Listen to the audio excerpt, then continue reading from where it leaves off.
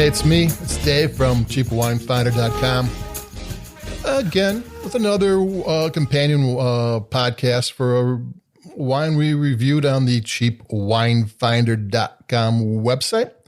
Your number one home for cheap wine reviews. Like, we've been doing it for 11 years, going on 12, and have a couple thousand reviews. And we try to hit the ones that are available everywhere. It's not too smart, I don't think, to talk about a wine that's available in 12 stores in the U.S. that nobody can find. It's like, thanks a lot, but we're not doing that. So what we have today is the Federalist Lodi Zinfandel 2016. And the reason I picked it is because it's a kind of a stormy day in Chicago, and didn't want to go outside because it was supposed to snow 12 inches, but it didn't. And I wanted a comfort wine, and Lodi Zinfandel is my comfort wine, and I like it in a certain style. I don't want it to be too light. I don't want it to be, too over the top. I don't want it too fruit forward. I kind of like this medium thing around 15, usually less on sale. There's a whole bunch of these Lodi Zinfandels in that range. And that they maybe have like a year or so, or sometimes more, in oak barrels, and a good chunk of it new, like at least a quarter of it new. This one's got 25% American oak.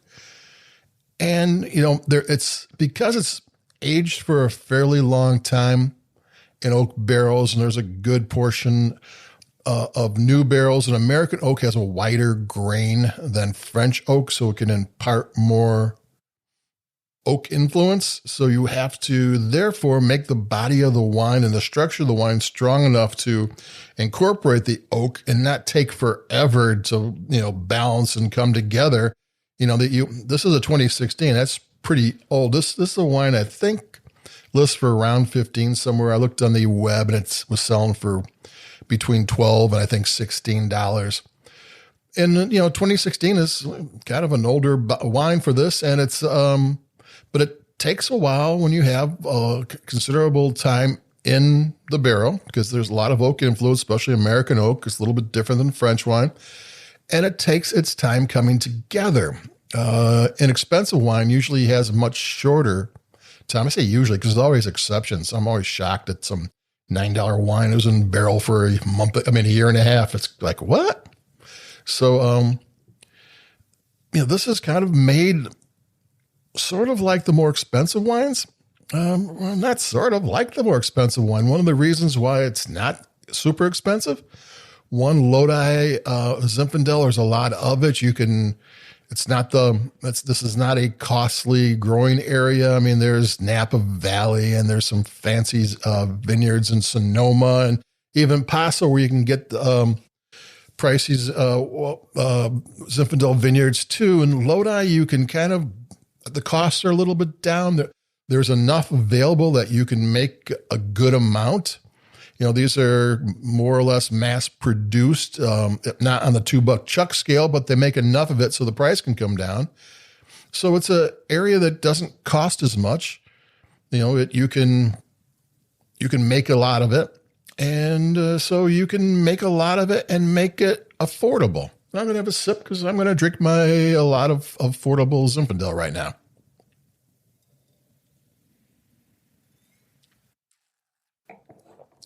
Yeah. And another thing I like about Lodi is because it's inland, but because of all the bays that are east of San Francisco, I think it's the San Pedro or San Pablo, I forget. It's Peter or Paul. I know it's one of the saints that also makes Carneros, which is also kind of inland for a Zinfandel area, and makes that a prime Zinfandel area. And then there's a delta that comes off that and river valleys, and that allows the Pacific Ocean to come enough inward that Lodi can grow grapes. And they even have Pinot Noir there. They're not famous for Pinot Noir, but you got it there. And they grow a lot of grapes because the climate and the terrain is enough that lets them do that. And they're Central Valley. They're not Central Coast. They're not North Coast. Central Valley AVA is a lot of smaller boutique wineries. There's a bunch that go up and down the valley, but most of them can't make wine in enough of a volume or consistently enough to get the price down. Lodi, you can. So it's a great place. And another thing is they make rich, jammy style, because even though it's inland and even though they have the Pacific Ocean, it does get warm there. The valleys are cooler. And they make the wines, at least their Zinfandels, on a touch of a rustic style, not like they used to, but they still have some rough edges. They're not completely refined, neutered, I think is maybe not the right word for it, but they still got an edge to the wines. There's still a little bit of farmhouse wine left in there. And that's kind of appealing to me, and I like that. And that's why I like Zinfandel, even though, there's Ridge and there's a lot of other people who make very high-end Zinfandels, and they're famous and they cost a lot of money. And I know there's people making single vineyard Zinfandel and everything else, but just give me a regular Lodi Zinfandel. This one's not old vines. There's a ton of old vines in Zinfandel. It usually means over 40 years, but this one's not old vine, though I imagine there's some old vines in here. But just give me a regular Lodi Zinfandel that's made well.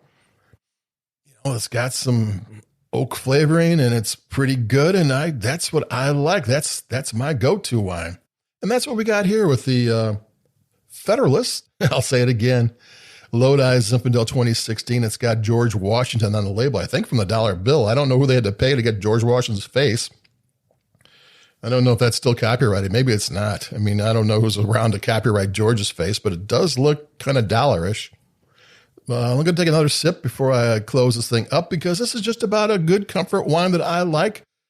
And why Lodi is a great place to get Zinfandel from, and also Chardonnay and Cabernet Sauvignon too, for same reasons. You can get them really good, you get them in a ripe style, and you get them reasonably priced from Lodi.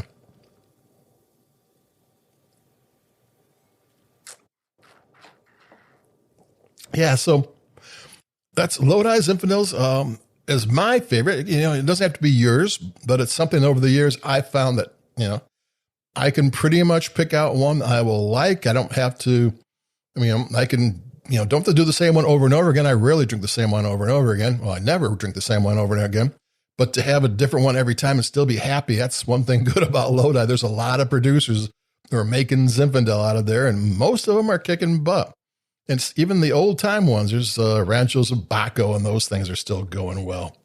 So that's me. I had a Zinfandel today. I think tomorrow I'm going to the Tre Bicchieri tasting. It's this huge Italian tasting where there's a lot of wine contests in Italy, and only the wines that won 3. It's either, Tre is, I'm not sure, but Bicchieri is 3 glasses, I think. It's 3 glasses. You have to win 3 awards. And then you go on this tour of the United States, and that's tomorrow. And hopefully the snow doesn't happen, and I can go down there and have my mess of Italian wine. And it's all Italian wine. So it's going to be fun. So I didn't go crazy today, because I'm going to have a good time tomorrow. Then I'll probably talk to everybody by the end of the week with something new and keep things going. It's starting to be rosé season, so I might look for rosé, but who knows? So adios, keep it cheap, drink Lodi wine, and I'll talk to everybody later. Adios, bye-bye.